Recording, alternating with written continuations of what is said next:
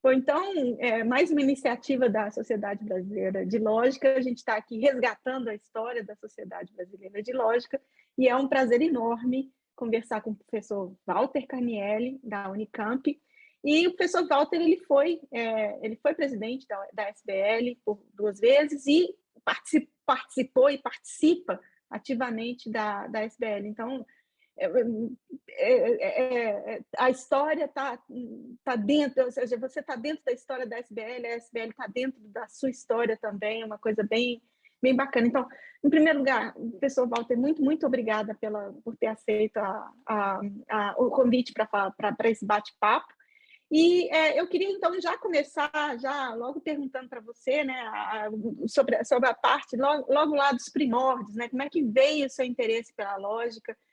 Quem que inspirou você? Como é que você decidiu? O que eu gosto é lógica, eu vou fazer lógica, Como é que foi isso? Conta um pouquinho para a gente. Tá bom. Elaine, muito obrigado. Antes de mais nada, muito obrigado pela oportunidade. Eu acho que essa iniciativa é muito legal, porque ela vai ficar para a posteridade e a gente aproveita a possibilidade de gravar agora, né, que nós temos, e isso pode, sei lá, ser interessante para as novas gerações, assim como meus professores me ajudaram a chegar onde eu estou, né? Sempre a gente anda no ombro de gigantes, né? Um gigante andando no ombro do outro, um anão em cima do gigante, aí a coisa vai. Bom, eu vou contar rapidamente o meu interesse quando começou. Vou contar lá desde da escola secundária, né? Eu estudei em Campinas, numa escola que é boa hoje e era fantástica no tempo que eu estudei, lá nos anos entre 64 para frente, 60 e tanto, até 72. É o Colégio Coutociense. É um colégio fantástico onde estudou nada menos do que o Santos Dumont, por exemplo, né? E várias outras personalidades. Então, esse colégio era bem bacana, tinha ótimas... Aliás, todos os meus colegas que estudaram lá acham que... Até um deles falou que aprendeu mais no Colégio de Consciência do que no curso de Medicina da Unicamp, para você ter uma ideia. Falou isso para mim, claramente. E a escola era ótima. Aí tinha uma professora de matemática, dona Alzenda, que era muito séria e tal, uma senhora assim, magrinha. Ela ditava teoremas, né? Teorema! Um círculo fora um ponto fora de um círculo determina uma única reta tangente. Demonstração e tal. Eu ficava pensando, mas quantos teoremas tem que a gente vai ter que aprender aqui, né? Aí, professora, dona Alzenda, quantos teoremas existem? Um monte de teorema. Cadê esse monte? Bom, ficava pensando, mas quem que inventa teorema? Como é que inventa uma prova? Né? Ficava pensando um pouquinho naquilo, depois logo esquecia também, ia jogar bola e tal. Aí, um outro episódio interessante que aconteceu foi um professor de desenho, que era um chato de galocha, que dava desenho geométrico, enchia a paciência de fazer aqueles desenhos terríveis, de resolver problema do modo grego antigo e tal. E numa prova, esse cara falou assim, tome qualquer círculo, qualquer ângulo dentro de um círculo e mostre que é o arco capaz de 90 graus. Eu falei, professor, desculpa, tome qualquer ângulo ou um ângulo qualquer? Ele falou para mim, é a mesma coisa. Eu falei, não, acho que não é a mesma coisa. Um ângulo, tome um ângulo qualquer um que aparecer na frente, um monte. Agora, tome qualquer um que você quer. Ele falou, não estou te perguntando, vá e faça. Aí eu fiz assim, peguei um bem fácil, peguei um ângulo reto. Aí ele olhou e falou, você é muito insolente, vai para a diretoria. Aí eu fui para a diretoria, o diretor, que era um gordão, assim, falou, expliquei para ele, ele era um advogado, ele falou, tem diferença, sim. Volta lá que você vai entrar na prova, faz de novo a prova, faz como ele quer. Aí eu fiz a prova lá, tirei nota boa e tal. Mas eu fiquei com aquilo na cabeça. Eu falei, pô, mas não é a mesma coisa, qualquer um, tome qualquer, não deve ser igual. E aquilo ficou também, eu falei, tem que ter alguma explicação, não sei, não sabia que era lógica. Né? E aí, mais para frente ainda, no colegial, tinha um professor de matemática que fazia mestrado em Rio Claro. E estava chovendo aquele dia, e ele falou, hoje eu não vou dar aula. Aí um rapaz falou, professor, o que é mestrado? Explica para a gente o que é uma tese de mestrado. Ele explicou que ele estava trabalhando com a indução. Indução, de matemática. O que é indução? Ah, é isso aqui, ó. Você vai provar, por exemplo, que uma soma de quadrados dá N2 sobre não sei quanto, lá nem me lembro. Como é que você faz isso? Aí, fazer um por um, né? Mas não acaba e tal. Falou, não, tem um jeito aqui, que você faz assim, assim, pega a hipótese. Aí eu falei, pô, mas peraí, aí então a gente domina o infinito com esse negócio? Ele falou, domina o infinito. Eu falei, isso é lógica, matemática? É. Para isso que eu quero estudar, eu quero dominar o infinito, né? E aquilo ficou na minha cabeça e comecei a estudar matemática na Unicamp. Primeiro eu fiz computação, não gostei, passei para matemática, e aí eu estudava álgebra. Tá bom, era mais ou menos a nota. Aí apareceu o Nilo da Costa, aí da Ruda, e propuseram um seminário. Os meninos da álgebra estudar lógica. E aí a gente transferiu. E o pessoal da álgebra ficou pé da vida, né? Perdeu aluno e tal. Aí estava a Ítala também nesse negócio. A Ítala estava fazendo mestrado naquele momento, já fazendo a tese, e a gente começando ali. Aí foi o começo. Aí eu fiquei na matemática, estudei matemática e tal. Dei muita combinatória, álgebra, tudo isso. Publiquei bastante em matemática. Eu adoro a parte de matemática. E sempre quis juntar combinatória com lógica. Isso sempre foi meu sonho. Matemática finita com lógica, que eu acho que é a mesma coisa, que era um pouco o que pensava Boole, o que pensava Leibniz um pouco, e muitas outras pessoas, e muita coisa que eu fiz na vida foi nessa toada, né? Nessa vibe. Essa vibe de misturar processos finitos, combinatórios, com lógica. Aí apareceram aquelas coisas de novas semânticas para lógica para consistente, método de polinômios, método de prova por tableau, e esse monte de coisa que eu fiz na vida. Essa é a historinha que me levou até lá. A história é muito legal, é muito bacana. Quem dera eu tivesse tido uma história assim legal como essa. Minha história não foi tão bonitinha, não. Não, Apesar mas de também... com o tempo aparecem outras coisas. Você vai lembrar, você vai se tocar com que tem outras coisas. Você nem pensava. Depois eu comecei a pensar, peraí, foi isso, né? Tá certo. E vem cá, você já falou bastante sobre, bom, bastante não, um pouquinho sobre a história da lógica no Brasil, né? Obviamente, assim, começa com o professor Newton, a Ida, aí tem você, a Ítala, né? Você consegue, mesmo com a quantidade de coisa que você tem para fazer, você consegue seguir os grupos de pesquisa em lógica no Brasil? Como é que você vê a lógica no Brasil hoje em dia? Bom, o que você acha que mudou, evoluiu? Vou falar um pouco também meio longamente, mas tentando não ser longo demais. Eu acho que a história da lógica no Brasil começou com a visita do Quine. Quando o Quine veio para São Paulo, na Escola de Sociologia e Política, e deu aquele curso que escreveu um livro, né?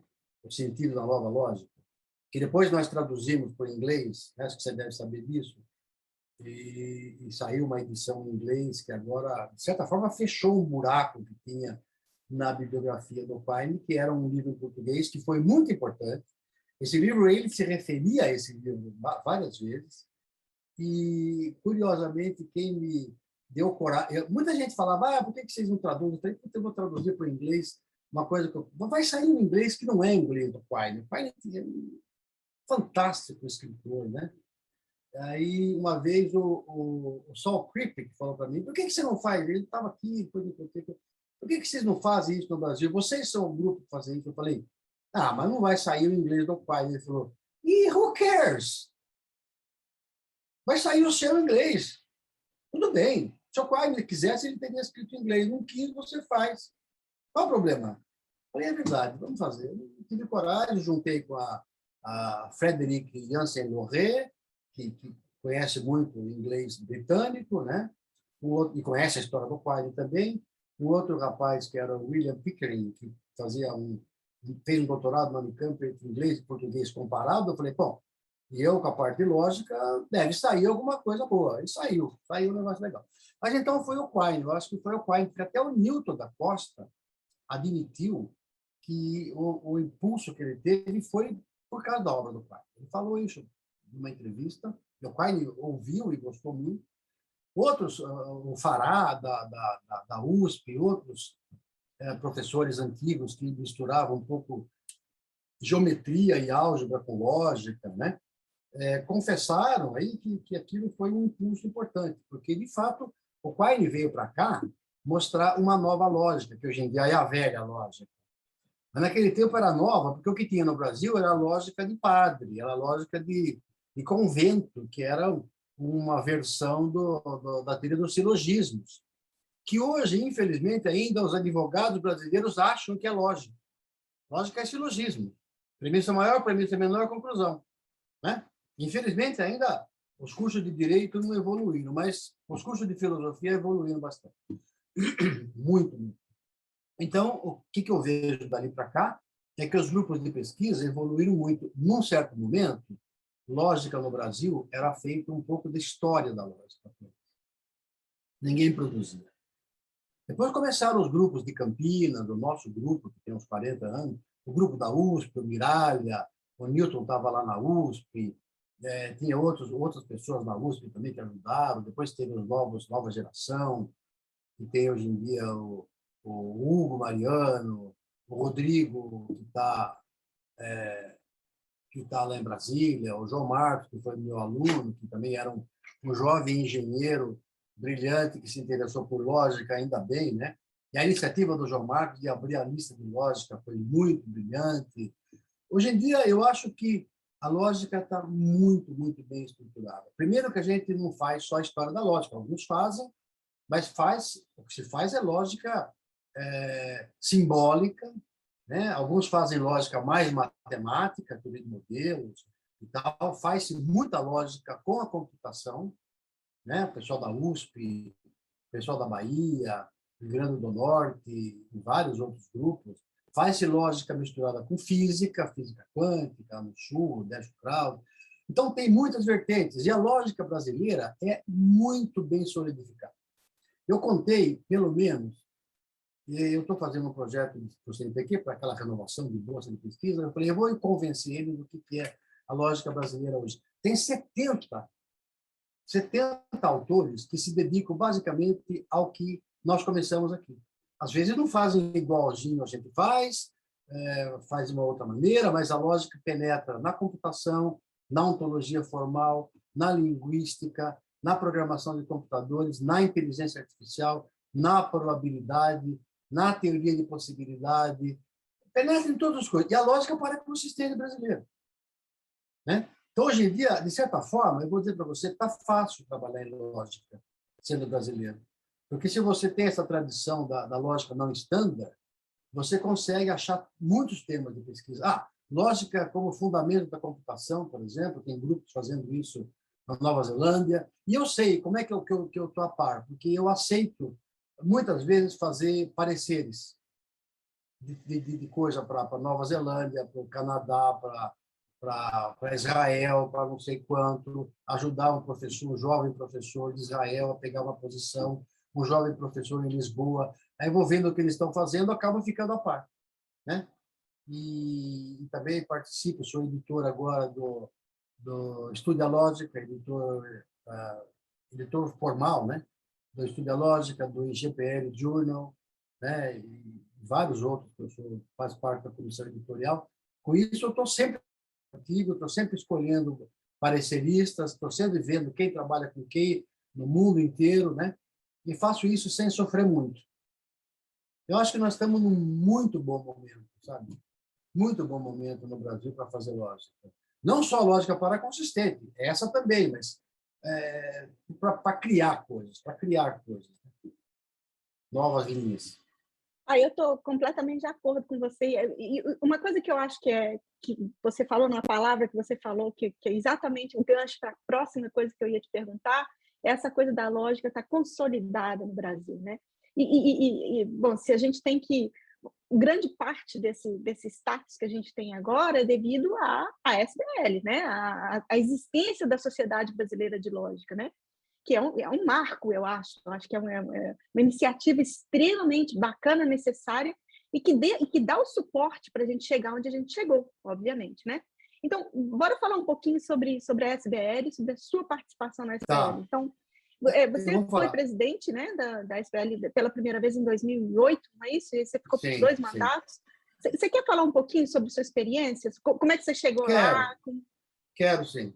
A SBL, na verdade, ela nasceu assim, estatutariamente no endereço do CLE, né? Acho que ainda continua no endereço do CLE. Então, a gente aproveitava a estrutura do CLE. O CLE sempre teve muito bons funcionários, né? Muito bons secretários e tal. A gente aproveitava aquela estrutura, naquela época não tinha internet, e fazia aqueles boletinzinhos que mandava um por um pelo correio, o correio não era tão caro, funcionava e tal.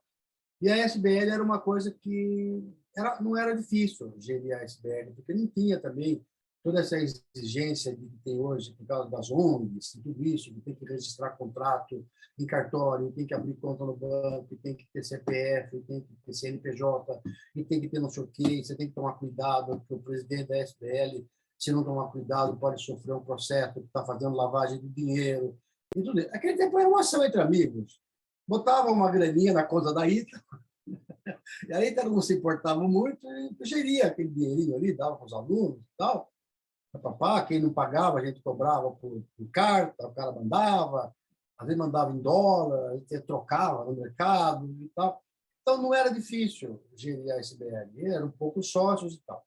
Mas a SBL também não era muito bem cotada, digamos assim. A Ampof não dava muita bola para a SBL. A Ampof foi por pura sorte, vou dizer para você uma coisa aqui, que aquela diretoria antiga da Ampof, não estou falando de hoje, a Ampof mudou muito. Aquela diretoria antiga da Ampof foi por puro acidente que abriu-se um GT de lógica. A Ampof não tinha muito interesse em abrir GT de lógica. Foi nós que percebemos o movimento que estava rolando ali, entramos e aí não tinha como dizer não, né? Então, penetramos na Ampof e também houve aquele movimento, não sei se você está a par disso aí, um movimento de um golpe de Estado no CNPq, onde o pessoal do CNPq, da filosofia na época, defenestrou a lógica. Tiraram as bolsas de pesquisa de todos os lógicos.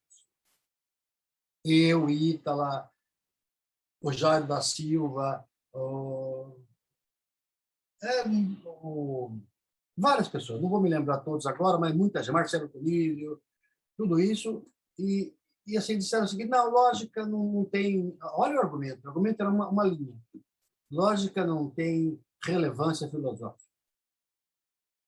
Bom, aí nós começamos a mostrar que, claro que tinha os nossos livros que a gente tinha escrito, que eram botados nos Estados Unidos, Inglaterra, França, não sei aonde. Como é que não tem relevância filosófica? Não tem, quer dizer, não tem relevância filosófica no que eles estavam fazendo, né? O ponto é que aquele pessoal que estava lá não sabia o que era lógica.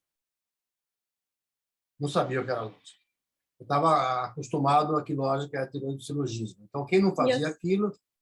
E as pessoas tendem a não gostar daquilo que elas não conhecem, elas não sabem, né? Claro. Hoje em dia a gente vê na câmara de eco, aí, na internet, na câmara de fake news e tudo isso, como isso é importante psicologicamente, né?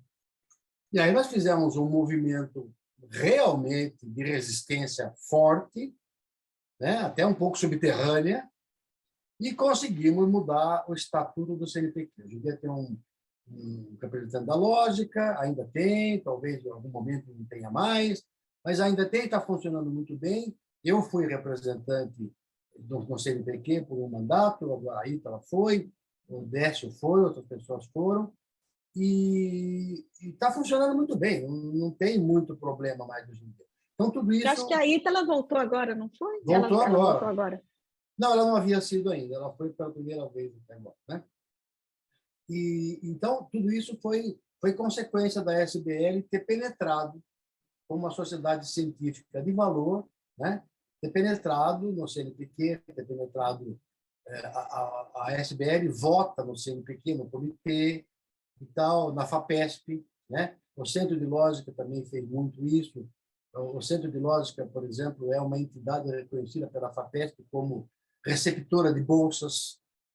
Eles dão bolsa para o Centro de Lógica, não só para o Departamento de Matemática, de Filosofia, de Física, mas também para o CLE, uma receptora. Tudo isso ajudou muito. Então, mudou muito nos últimos anos. Ainda falta a SBL e os lógicos penetrarem na sociedade brasileira, né? a Sociedade Brasileira de Ciência e tal, né?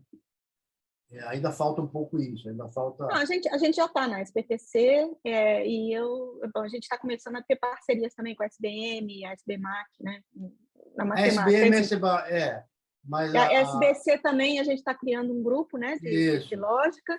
Então, nós estamos indo, nós estamos tentando entrar aqui e ali. A Ampof, você falou que a coisa já está mais ou menos estabelecida. Então, só faltava a matemática e a computação, que é o que nós estamos mas acho que falta ainda a grande Sociedade Brasileira de Ciência, né?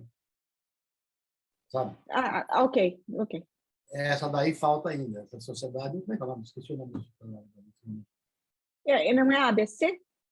A Academia Brasileira de Ciência, exatamente. A Academia Brasileira de Ciência ainda não nos olha com o olhar que nós gostaríamos que fôssemos olhados.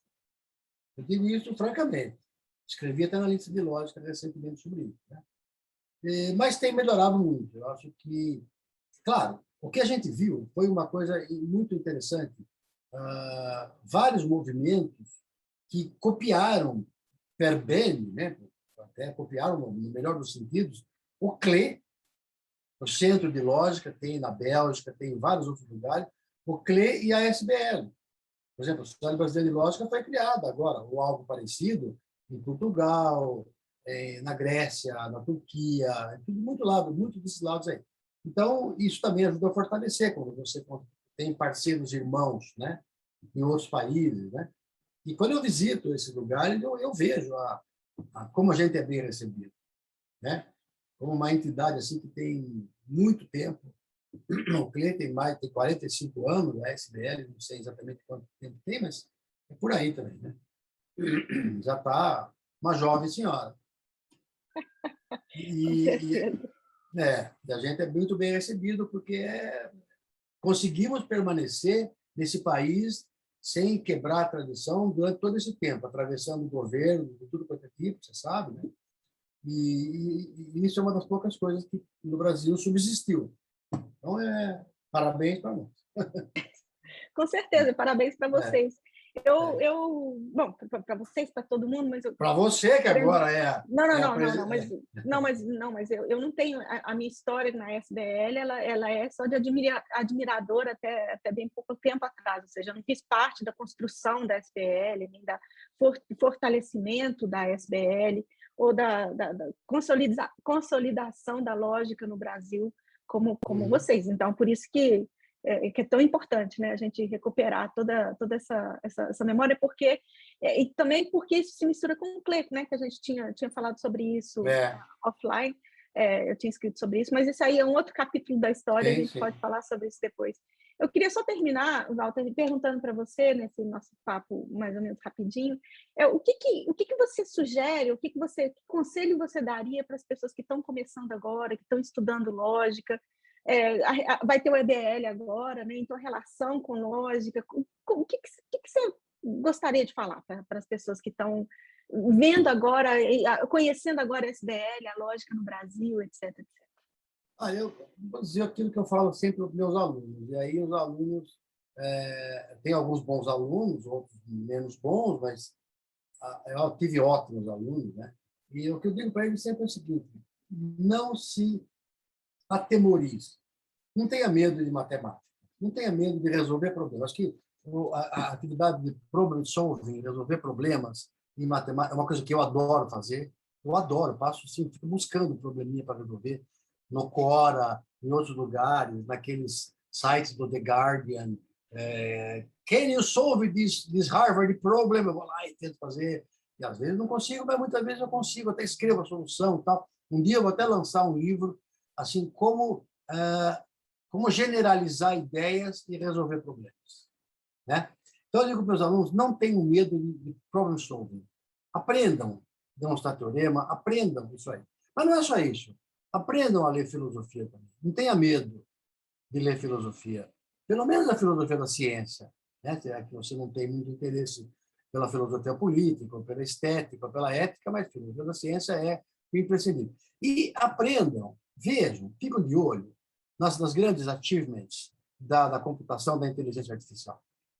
Tem tudo a ver com lógica. E se não tem com lógica, tem com probabilidade. E probabilidade é a irmãzinha da lógica, né? Então, aprendam, vejam o que está acontecendo, usem, tentem usar o Isabel, tentem usar o Coq, que eu não sei direito usar o Coq, tentem usar o Lean, que eu não sei direito usar o Lean, mas é uma excelente ferramenta.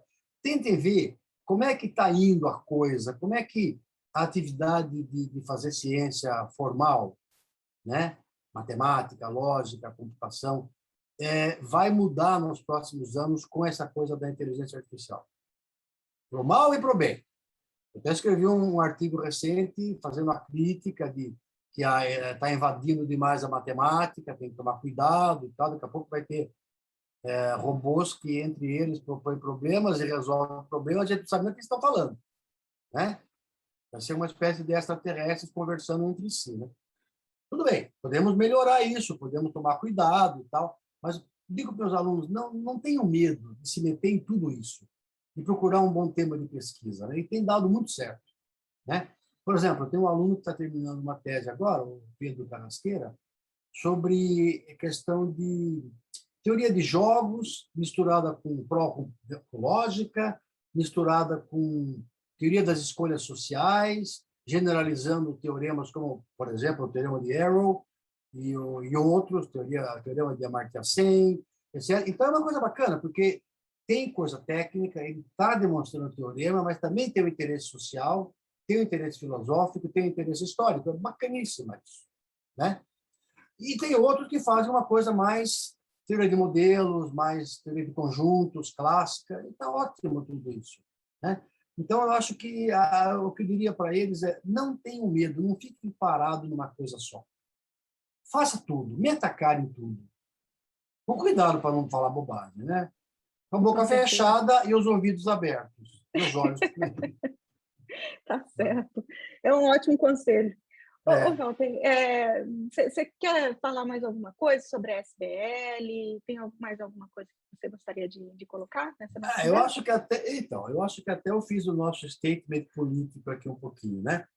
Dizendo das relações com a Academia Brasileira de Ciência, com o CNPq, com a FAPESP, com a CAPES também. A CAPES sempre foi muito bem. E eu acho que a gente conquistou um bom lugar, né? Ainda, uma coisa bacana é que, por exemplo, alguns departamentos de matemática, ou de física, ou de computação, empregam estudantes que fizeram doutorado em lógica, não só na Unicamp, mas na USP, em outros lugares, Santa Catarina e tal, nem sei quantos lugares tem, no Nordeste, Recife, em Natal. Empregam sem essa coisa de dizer, se você não estudou física, se você não estudou computação, então você não serve no meu departamento. Então, alguns estão quebrando essa barreira, né? Alguns não estão ainda, mas eu acho que a barreira vai se quebrar. Isso é uma coisa muito boa, eu acho que a gente deveria tentar pressionar um pouquinho. Entendeu? E é isso que eu queria dizer. Terminar a história. Tá, joia. Ô, Walter, muito obrigada. Me sinto honrada com a sua presença aqui nessa nossa iniciativa. E é isso, tudo de bom para você. E a gente vai conversando, vai se falando. Obrigado a você, Léo. Eu queria te dizer o seguinte: você disse que não fez parte da história da SBL ainda, mas agora, inevitavelmente, você vai fazer. Com certeza. Então, seja bem-vindo à história. Obrigada. Tá bom? Falou, Walter. Obrigada. Um abraço aí. Obrigado a você. Abraço. Tchau, tchau.